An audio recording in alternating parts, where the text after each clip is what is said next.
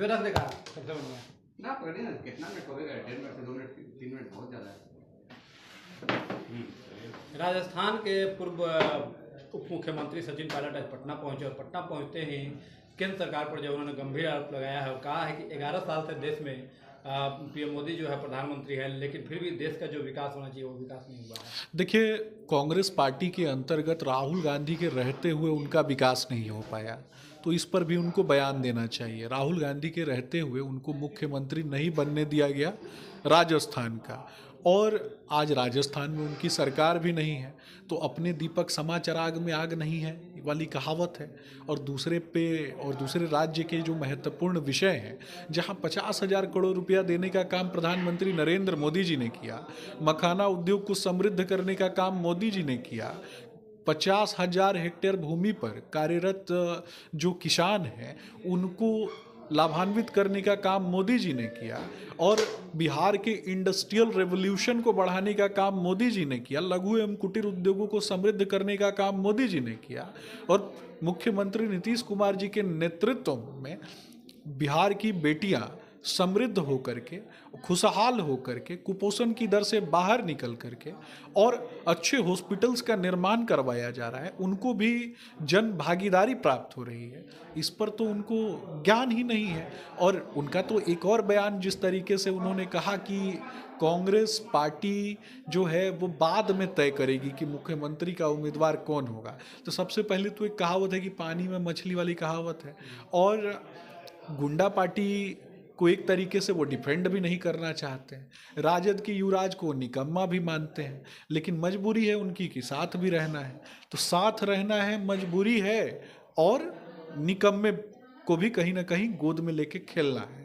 तो इसी स्थिति में वो है, असमंजस की स्थिति में है। बिहार आए थे तो कुछ तो बोलना था, तो उसी स्थिति में किस प्रकार की बातें करेंगे। बिहार के बदलाव के लिए बदलाव रैली करने जा रहे हैं प्रधान किशोर आज। देखिए, मुझे लगता है कि बाहर जा करके किसी दूसरे राज्य में पहुंच करके सनातन विरोधी बातें करने वालों के पीछे खड़े हो जाना, फिर रोहिंग्या मुसलमानों को सपोर्ट करने वाली ममता बनर्जी, बंगाल में आम हिंदू महिलाओं का जब बलात्कार हो रहा था तो वहाँ पे प्रशांत किशोर जी का तो मुंह नहीं खुला। दक्षिण भारत का एक नेता उदयनिधि स्टालिन कहता है कि सनातन डेंगू है, मलेरिया है, एड्स है, वैसे ही लोगों के समर्थन में दिखाई देते थे। गिरगिटासन एक्सपर्ट जो व्यक्ति जो दिल्ली में अभी चुनाव हारा है, उस व्यक्ति के पीछे खड़े दिखाई देते थे, उन्हीं की जमात में न कहीं दिखाई देते थे। अब वो बार बार कहें कि मेरा धंधा है, मेरा काम है, मेरा बिजनेस है, लेकिन बिजनेस राष्ट्र के मूल तत्वों को डैमेज करने वाले लोगों के पीछे खड़ा होना बिजनेस है, और उस बिजनेस के पैसा से बिहार के लोगों को समृद्ध करना है, ये कौन सा बिजनेस है? मुझे लगता है कि बिहार की समृद्धि की नहीं, सिर्फ अपनी बात करने वाले लोग हैं। मुझे लगता है कि ऐसे लोग सिर्फ बिहार के लोगों को मूर्ख बनाने की कोशिश कर रहे हैं। हालांकि वो लालू जी के बेटे के बारे में सही बात बोलते हैं, लेकिन भारतीय जनता पार्टी के बारे में कहने के लिए उनके पास बहुत कुछ है नहीं। प्रशांत किशोर के बारे में ये कहा जाता है कि वो भाजपा की बी टीम है, इसको आप किस तरह से देखते हैं? नहीं, आप तो बोलने के लिए आप स्वतंत्र हैं, XYZ कोई भी टीम बना दीजिए।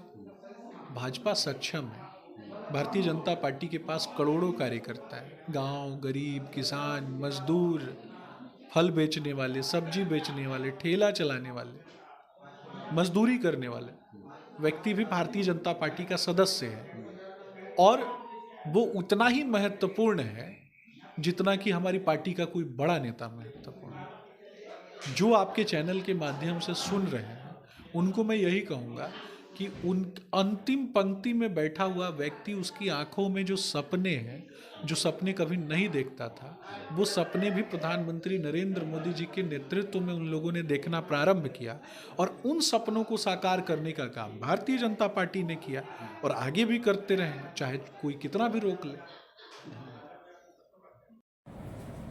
कैसे देख रहे हैं? आज कांग्रेस ने प्रेस कॉन्फ्रेंस की है और कांग्रेस का अभी मार्च बिहार के मुख्यमंत्री नीतीश कुमार के आवास की ओर जा रहा है। साफ कहा जा रहा है बिहार में पलायन का दर बढ़ा है, रोजगार कम हुए हैं। देखिए, कांग्रेस में पार्टी में ही पलायन है। पहले वो अपने पार्टी से नेताओं का पलायन रोक ले। कन्हैया कुमार तो अभी नए नए कांग्रेस में आए हैं, और कन्हैया कुमार को तो पिछले 2 टर्म में जब उन्होंने लोकसभा का चुनाव लड़ा था, वहां की जनता ही उनको खोज रही है। वो खुद ही उस क्षेत्र से पलायन कर गए जिस क्षेत्र से चुनाव लड़ने गए थे।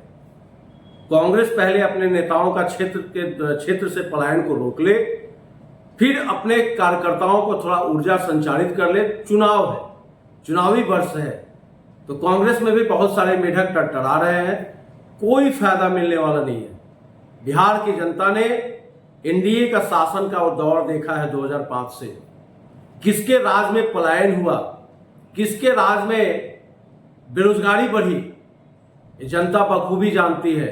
जनता कन्हैया कुमार से, सचिन पायलट के आने से, या फिर नेता प्रतिपक्ष लोकसभा राहुल गांधी जी के आने से बिहार की जनता पे कोई असर पड़ने वाला नहीं है।